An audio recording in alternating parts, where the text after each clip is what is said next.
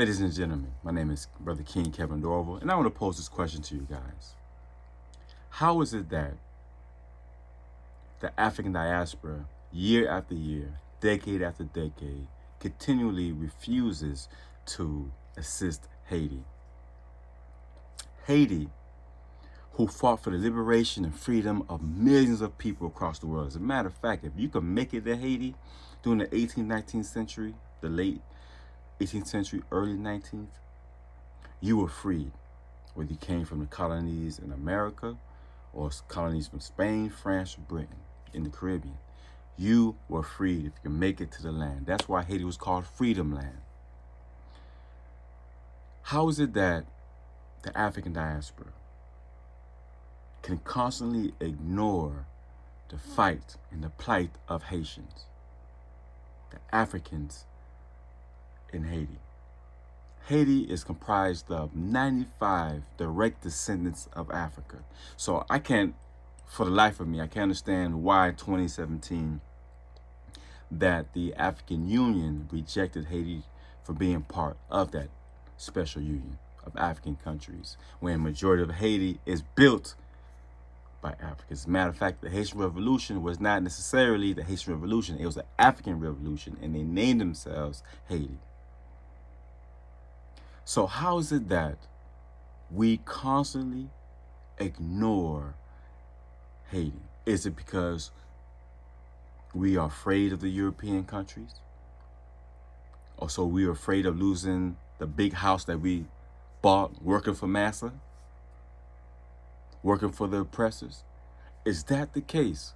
Because, like I said, for the life of me, I cannot understand how the fact that Haiti is the first independent black nation in the Western Hemisphere,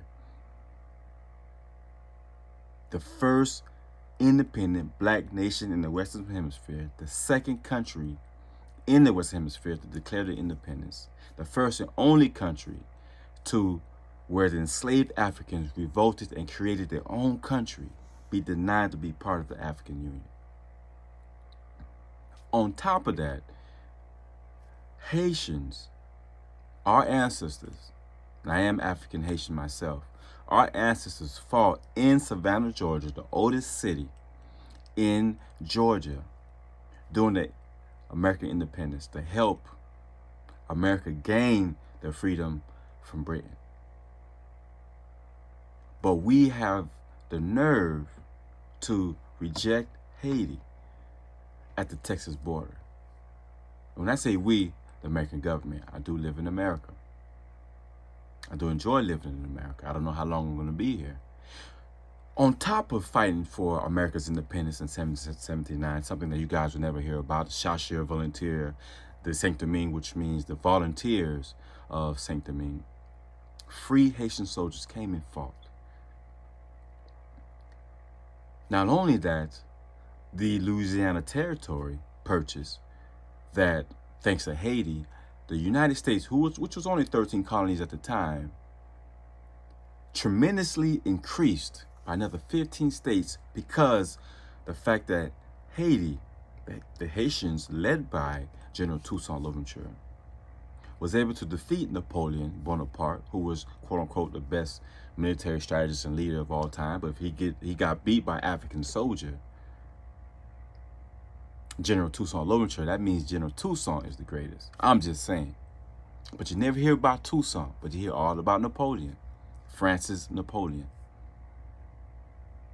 And even though the United States was able to buy millions of acres at only 3 cents an acre and greatly increase, Haiti gets no recognition for that.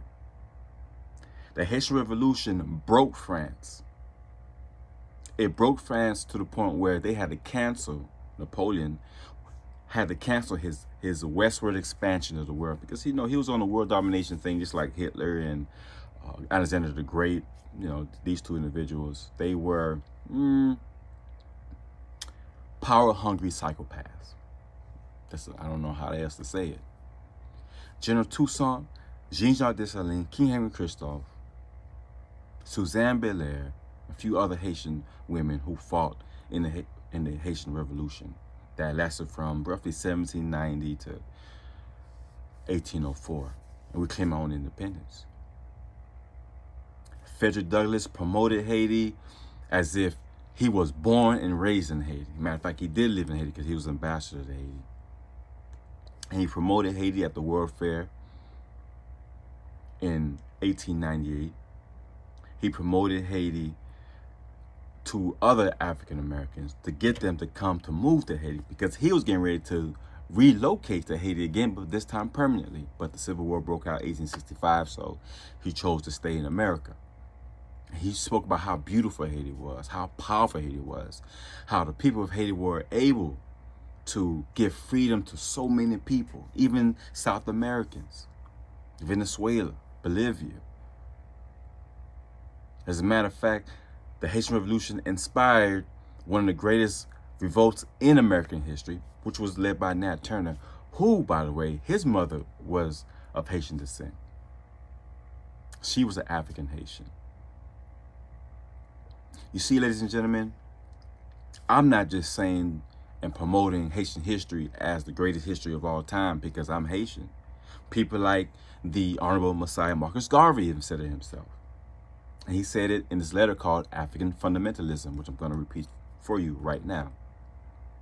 Ladies and gentlemen of the Negro race, for it is time to cast out and forget the hero worship and adoration of other races, and to start out immediately to create and emulate heroes of his or her own image.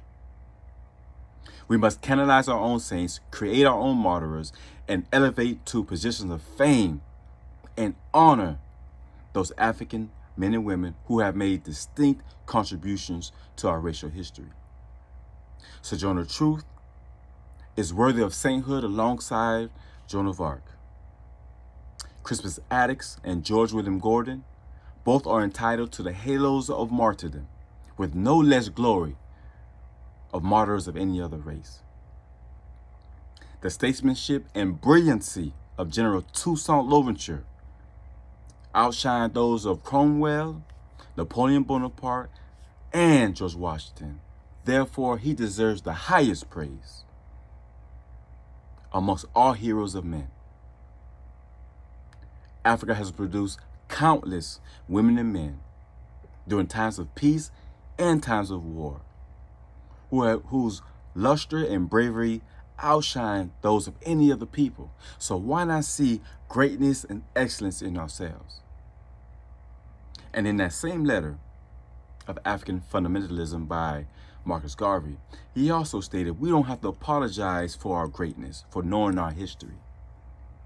We don't have to be so considerate of what other cultures may think about our own race pride, because he believed in dependency, being dependent upon yourself, being independent, not dependent on the countries, but be dependent on yourself.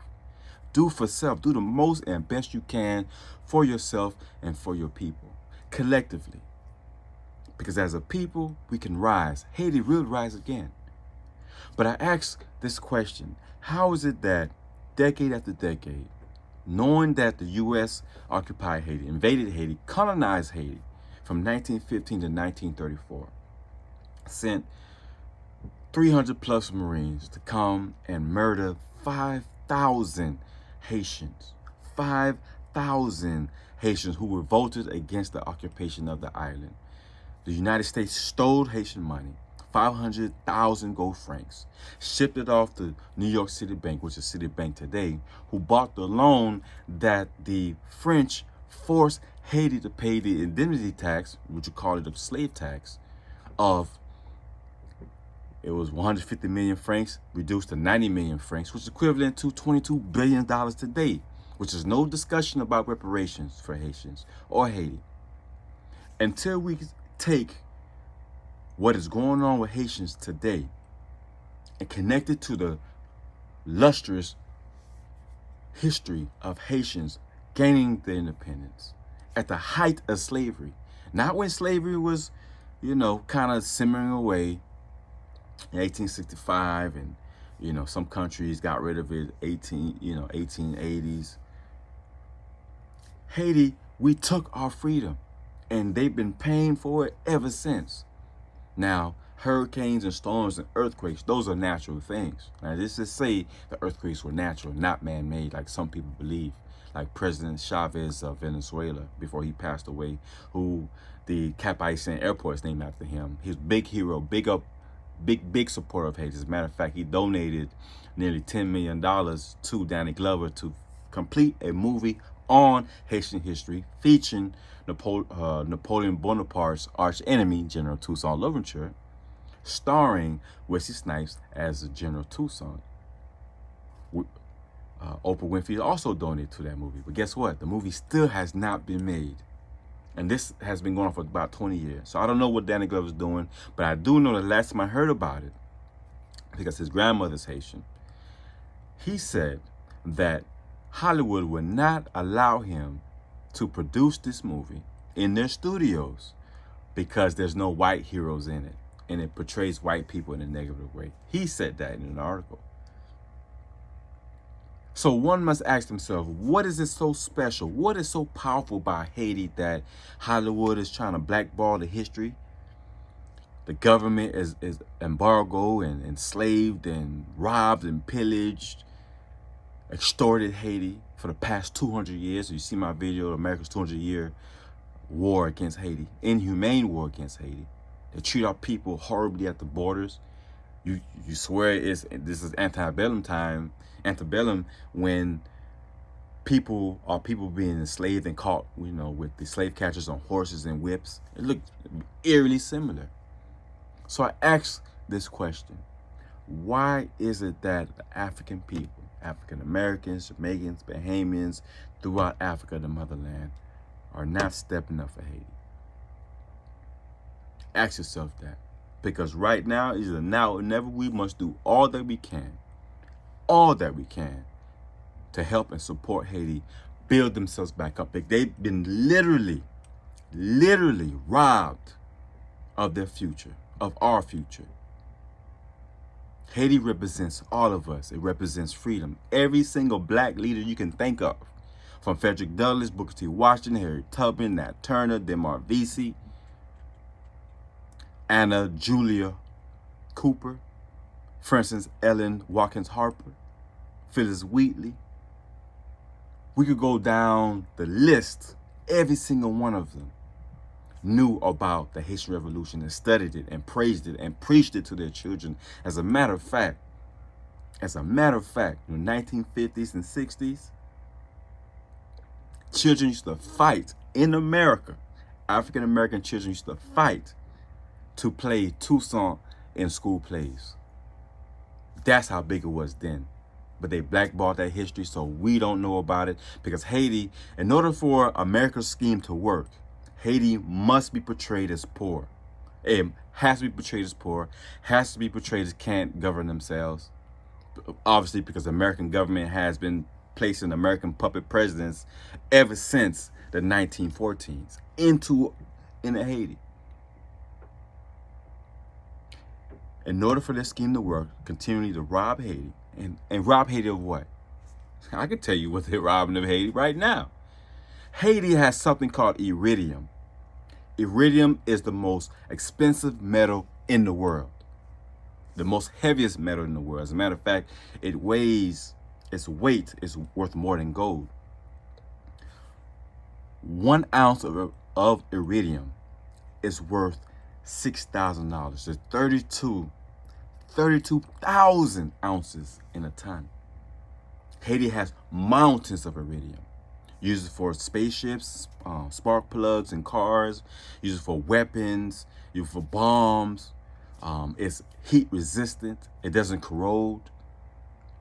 And so while we are looking at Haiti being poor, foreign governments, the U.S., France, Canada, and whoever else, are just taking truckloads, shiploads of iridium out of Haiti, looking to find where it is. Some people like Chavez believed HARP, the U.S. Marines used the technology HARP, HAARP, to dig into the soil to rob Haiti of not just iridium, but gold and oil, and et cetera, et cetera. They found $40 billion worth of gold and oil right after the 2010 earthquake in January 2010 earthquake in Haiti.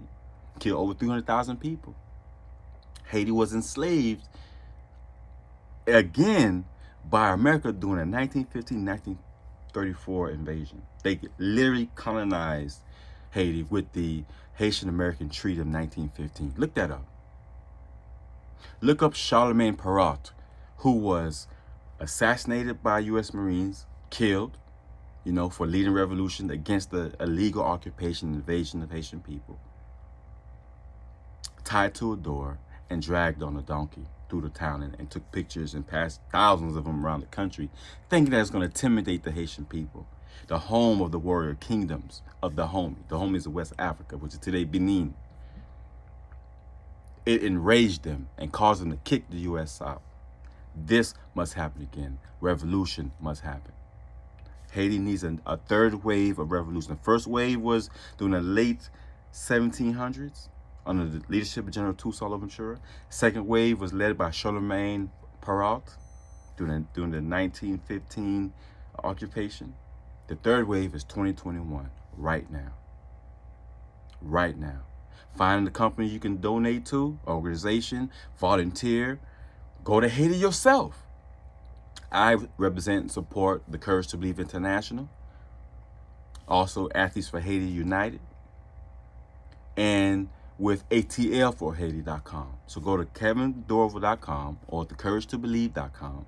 ATL4Haiti, ATL4Haiti.com, which is another organization that I work with in collaboration with my nonprofit, Courage to Believe International, where we've been working in Haiti, supporting kids for years. Now we want to take it to another level because we see we cannot just sit back and let white supremacy, people who have no good intentions for Haiti, the U.S. government, obviously, we need to be fighting for Haiti. Help them rise again. We all will rise at the same time. Kevin Dorival, KingKevin.com. Blessings, love, peace, favor. Definitely go to my website, KevinDorival.com. Be blessed, be prosperous, and do not forget, Haiti will rise again. Thank you.